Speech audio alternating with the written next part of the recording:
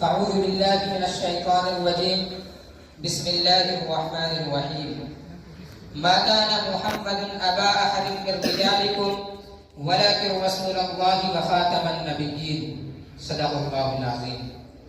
وقال عليه السلام أنا خاتم النبيين لا نبي بعدي أو كما قال عليه الصلاة والسلام. نبی آتے رہے آخر میں نبیوں کے امام آئے، نبی آتے رہے آخر میں نبیوں کے امام آئے، وہ دنیا میں خدا کا آخری لے کر پیام آئے. کیا جب بھی کسی کذاب نے دعویٰ نبوت کا، کیا جب بھی کسی کذاب نے دعویٰ نبوت کا، تو جھٹ میدان میں ختم نبوت کے غلام آئے. صدر محترم، اسٹیج پر تشریف فرما مشفق و مربی اساتذہ کرام، منصب حکمیت پر تشریف فرما حکم صاحبان، اور میری تعلیمی زندگی کے ہمسفر ساتھیوں، آج میں اس بابرکت و باعث فخر ملائکہ مجلس میں ایک پرفتن ایمان سوز موضوع پر غلامان محمد کو ابھارنا چاہتا ہوں، جس سے میری مراد ختم نبوت اور علماء کی ذمہ داریاں ہیں. پاسبان ختم نبوت، جہاں اللہ تبارک و تعالی گھناؤنی رات میں تاریکی کا راج ختم کرنے کے لیے ٹمٹماتے دمکتے چمکتے ستاروں کو فوج در فوج طلوع فرماتا ہے، تاکہ ان ستاروں کے ذریعے تاریکی کی بادشاہت کا تختہ الٹ جائے اور ساری انسانیت روشنی میں نہا جائے. جب ستاروں کا تسلسل ٹوٹ جاتا ہے اور ان کی کرنیں مان پڑتی جاتی ہے تو ایک شمس تبریز کو بھیجتا ہے جو فلک شگاف ہو کر دنیا کو روشنی میں لا کھڑا کرتا ہے اور دنیا روشنی میں نہا جاتی ہے. اسی طرح اللہ جل جلالہ نے ظلم و بربریت کفر و شرک کی گھناؤنی شب میں کہ جس میں انسان گمراہی کی ہولناک گھاٹیوں سے بے خبر کچھ تو خون کی مشعل تھامے جہنم کی طرف لپکا جا رہا تھا، تو ایسے میں احکم الحاکمین انبیاء کو ستاروں کے مانند چمکتی دمکتی شریعتیں دے کر دنیا کو نور ہدایت کی روشنی میں ڈبو دینا چاہ رہا تھا. اور جب انبیاء کا تسلسل ختم ہوا، باب نبوت بند ہونے لگا، تو آخر میں اللہ تبارک و تعالیٰ نے ایک شمس ہدایت کو دنیا ظلمت کی طرف نور وحدانیت کے ساتھ طلوع فرمایا، جو ایک تھا اور آخری تھا، جس کی کرنیں مغرب و مشرق شمال و جنوب میں پھیلتی ہی چلی گئی.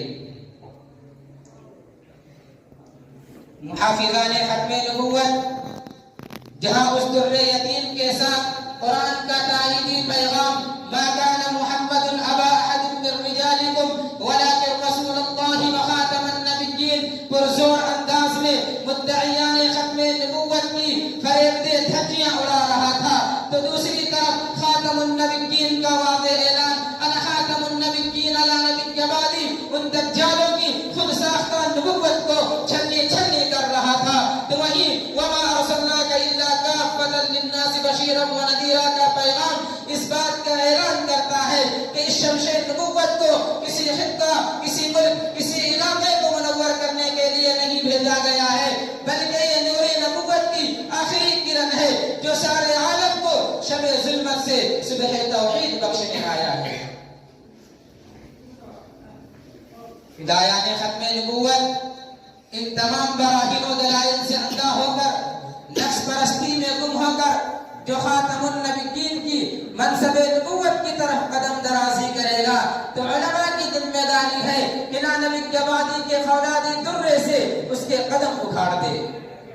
جو خاتم النبیین کے بعد پرچم نبوت لہرائے گا، تو علماء کی ذمہ داری ہے کہ ولیکن رسول اللہ و خاتم النبیین کی تلوار سے اس فریبی کا سر قلم کر دے.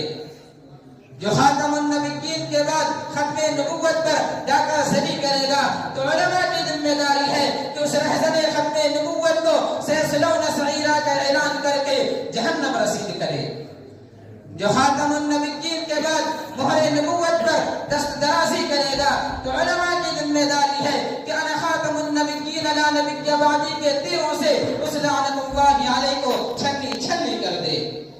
جو خاتم النبیین کے بعد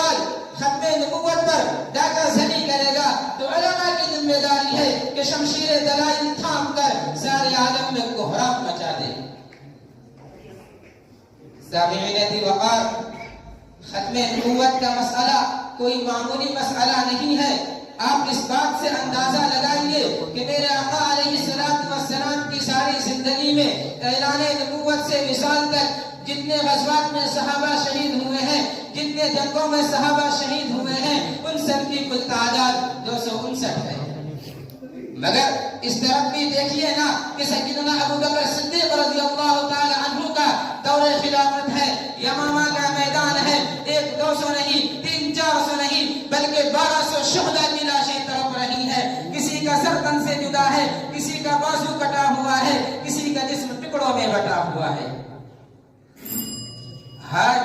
یہ وہ لوگ تھے جن کو میرے آقا نے اپنے آغوش نبوت میں لے کر پروان چڑھایا تھا۔ اے افراد ملت اسلامیہ، ان عظیم ہستیوں نے کس مسئلے کے لیے اپنی جانیں نچھاور کی ہے، کس مسئلے کے لیے اپنی شمشیروں کو بے نیام کیا ہے، کس مسئلے کے لیے مکہ اور مدینہ سے چلے ہیں۔ وہ مسئلہ، وہ مسئلہ میرا آج کا موضوع، وہ مسئلہ